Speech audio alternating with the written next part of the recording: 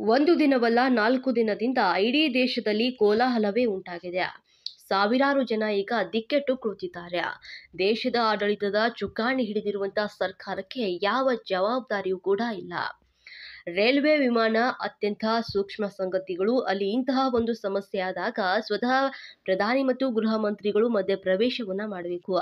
ಆದ್ರೆ ಯಾರು ಕೂಡ ಕೇಳ್ತಿಲ್ಲ ಅಂದ್ರೆ ಏನರ್ಥ? ನಾವು ಖಾಸಗೀಕರಣ ವಿರೋಧ ಮಾಡಿದಾಗ ಈ ಖಾಸಗಿಯವರ ಮೇಲೆ ಎಲ್ಲಾ ನಿಯಂತ್ರಣ ಇದೆ ಅಂತ ಇದ್ರು ಇದು ಯುದ್ಧ ಅಥವಾ ಬೇರೆ ಯಾವುದೇ ಒಂದು ಗಂಭೀರ ಪರಿಸ್ಥಿತಿಯಲ್ಲಿ ಉಂಟಾದ್ರೆ ಏನಾದೀತು? ಇಡೀ ಜಗತ್ತು ಇದನ್ನ ನೋಡ್ತಾ ಇದೆ. ಭಾರತವನ್ನ ವಿಶ್ವಗುರು ಮಾಡುತ್ತೇವೆ ಎನ್ನುವವರ ಆಡಳಿತ ಇದುವಾ? ಜಗತ್ತಿನ ಎದುರು ಭಾರತ ತಲೆ ತೆಗ್ಗಿಸಿ ನಿಲ್ಲುವಂತಹ ಪರಿಸ್ಥಿತಿ ಉಂಟಾಗಿದೆ. ಆಡಳಿತ ವಿಫಲವಾಗಿದೆ.